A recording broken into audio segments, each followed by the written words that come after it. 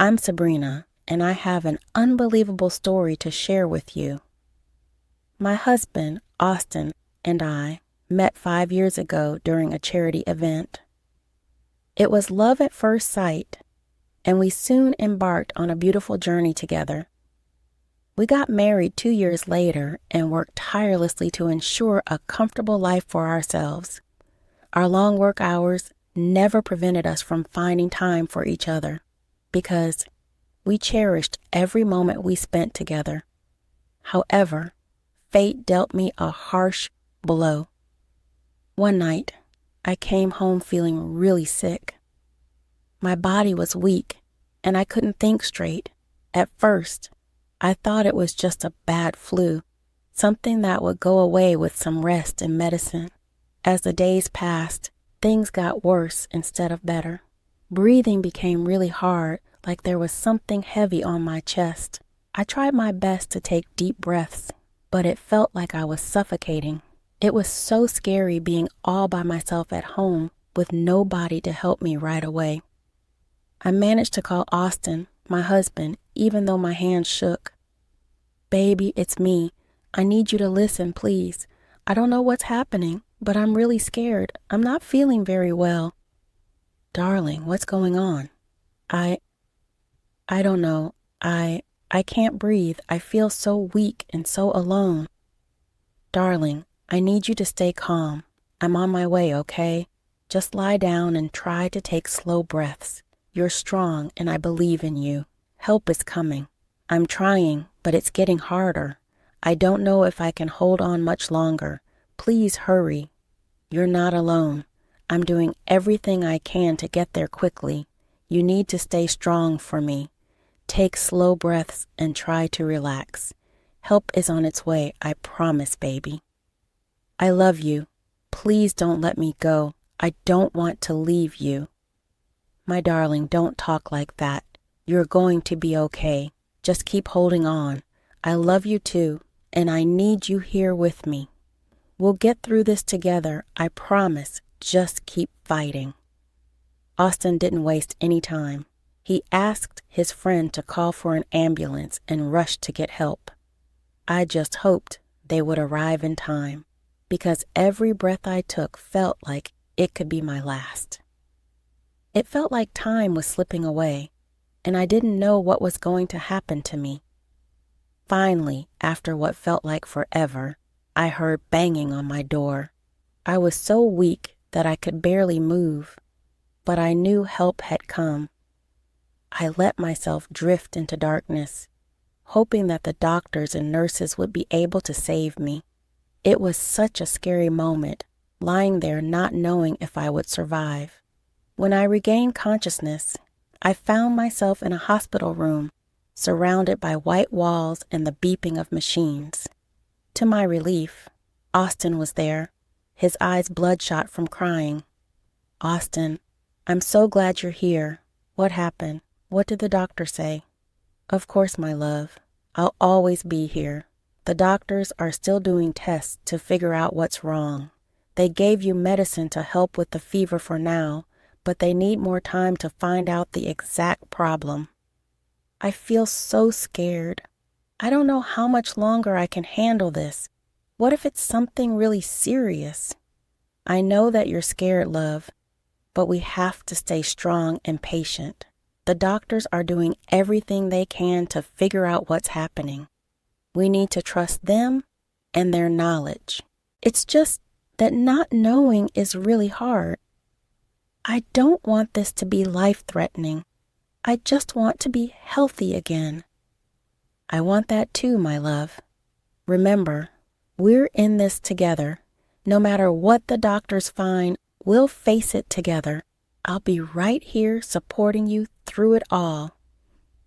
"Thank you, baby." Days passed, and dread and hopelessness engulfed me.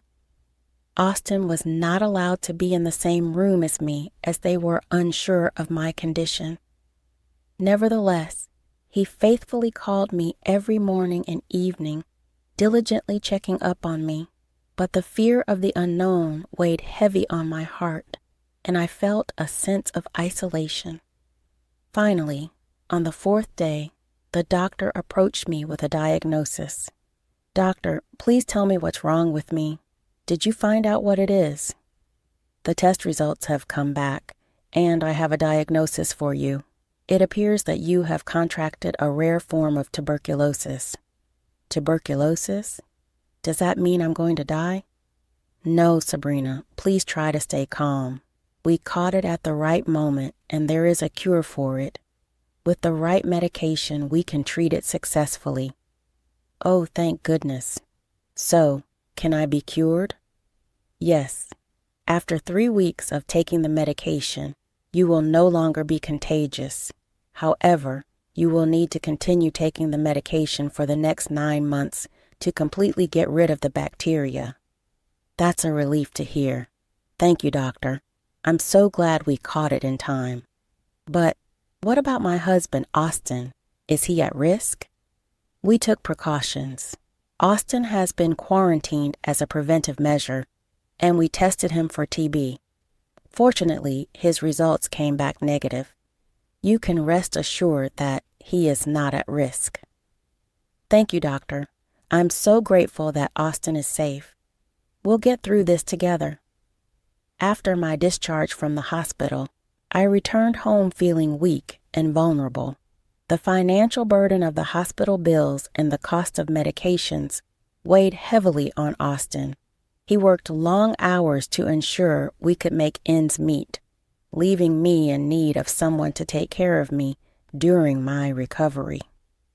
It was then that Austin suggested his mother, Harriet, as a potential caregiver.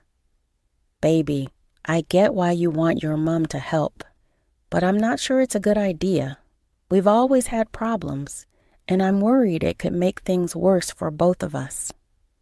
"I know, darling. I get that you're worried, but she's our only family, and I trust her to take care of you.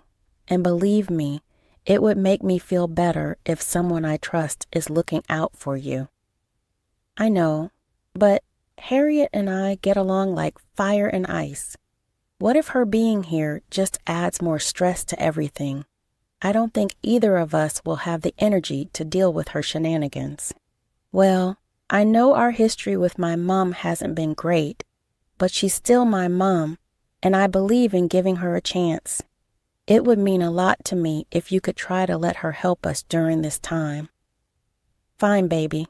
I know family is important to you. I'll do my best to put aside my worries and give Harriet a chance. We'll figure it out together, I suppose." The mere thought of depending on Harriet sent a wave of worry through me. Our relationship had always been strained, like two opposing magnets that repelled each other. Our personalities clashed, and our differences seemed irreconcilable. I often felt judged and unsupported in her presence, as if my choices and opinions were constantly under scrutiny. Harriet's presence had a way of making me feel small and insignificant. Her remarks and comments were often laced with disapproval, leaving me doubting my worth. It seemed like no matter what I did, I could never meet her expectations or gain her acceptance. Our interactions were filled with tension and a constant undercurrent of unease. But at that moment, when I needed help the most, I felt trapped. I had no other family to turn to for support. My parents had passed away, and I had no siblings. The only other person who could have come to my aid was my best friend Chelsea. I didn't want to burden her with my troubles, so with a heavy heart, I reluctantly agreed to let Harriet take care of me. I knew that accepting her help came with its own set of challenges. It meant putting aside our differences and finding a way to coexist for the sake of my recovery. It meant swallowing my pride and opening myself up to the possibility of disappointments once again. But I had no other choice. I needed someone to be there for me, even if it was someone as challenging as Harriet. Little did I know that the path ahead would be filled with frustration and disappointment. Harriet's assistance turned out to be far from what I had hoped for.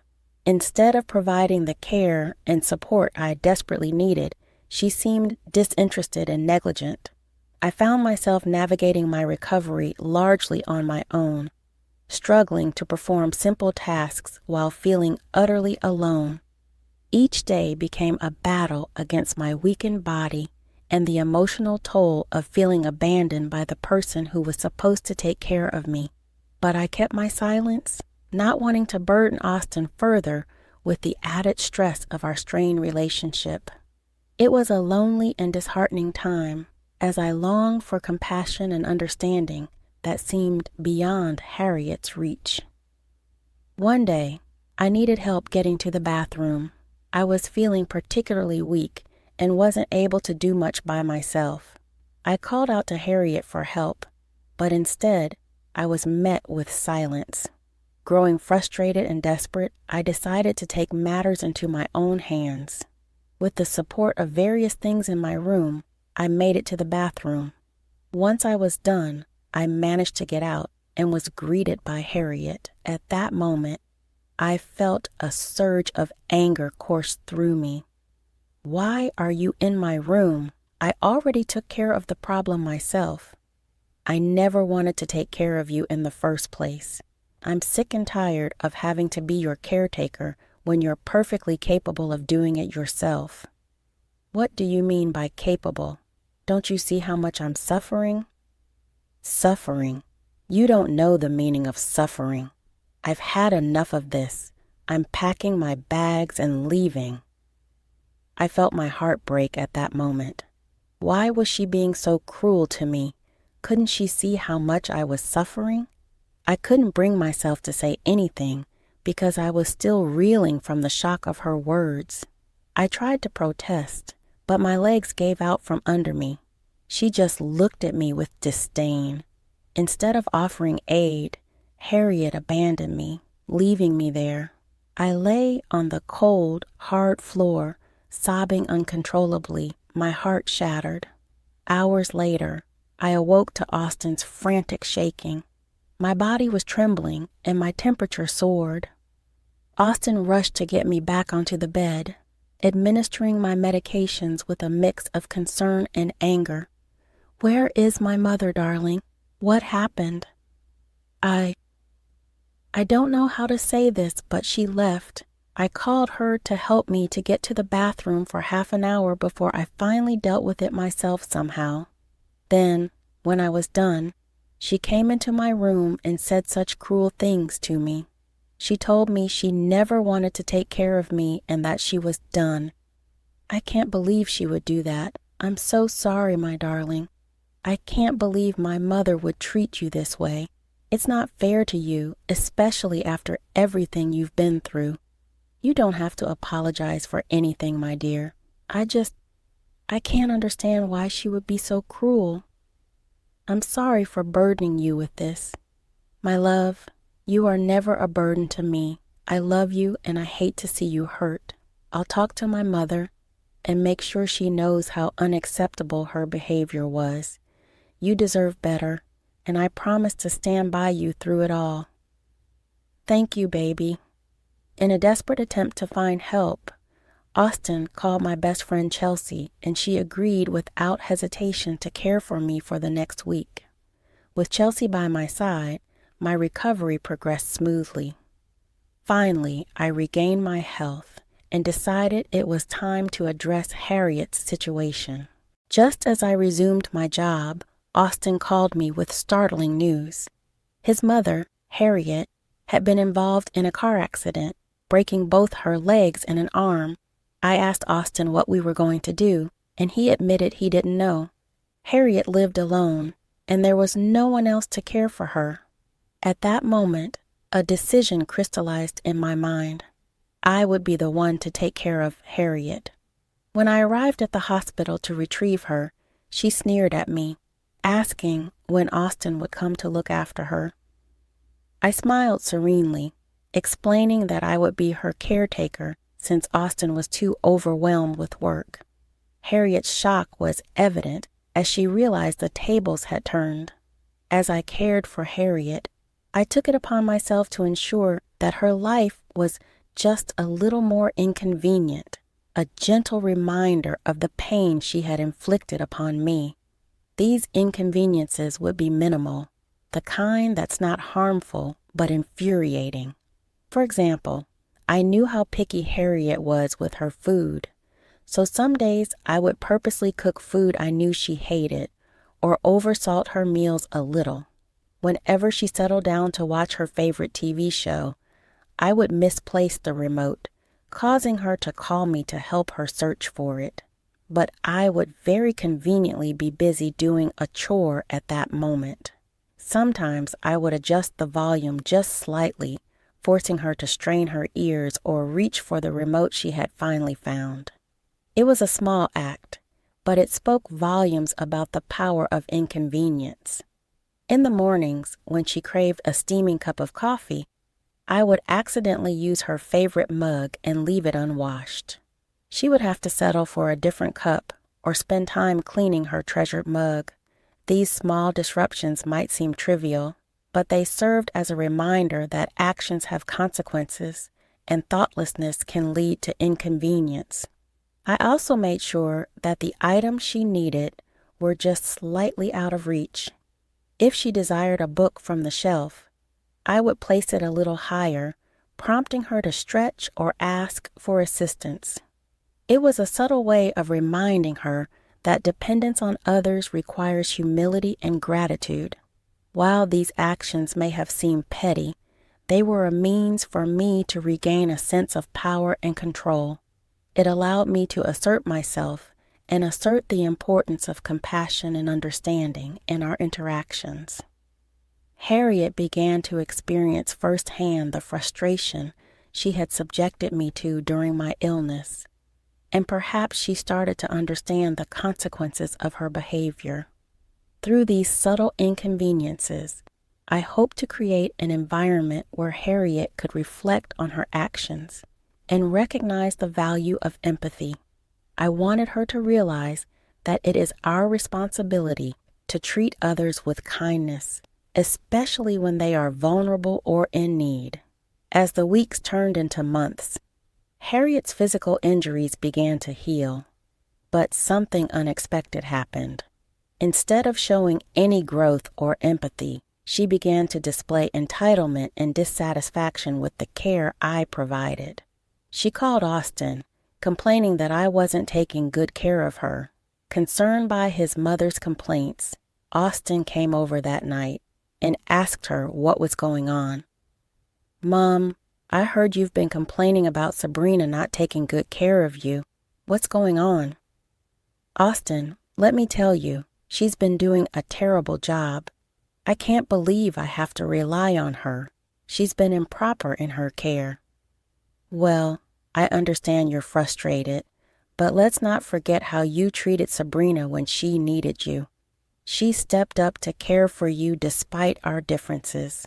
She showed compassion and support, even though it wasn't easy for her. Well, she should have done better. I don't see why I have to be grateful for her help. You should have done better for her too. With the way you treated her, I'm surprised she didn't cause you any harm. A little neglect from her is better than her abandoning you, isn't it?" I didn't realize. It's time to acknowledge Sabrina's efforts and be grateful for what she did for you. If you're going to be disrespectful and unappreciative, then maybe you should find help on your own, just like you made us do for Sabrina. With that, Harriet scoffed at them and turned her head away. She was throwing a tantrum like a child. While Austin may have entertained it earlier, he got sick of always playing unto his mother's demands. He grabbed my hand, walked out of the door, and drove us back home. While I didn't expect Austin to stand up for me, I was beyond grateful that he did. It felt good to have the man I love reciprocate his love for me in such an obvious manner. In the days that followed, Harriet's absence became palpable. She didn't reach out to us, and we didn't make any attempts to contact her either. We wanted to give her space to reflect on her actions and to determine if she was truly ready to change.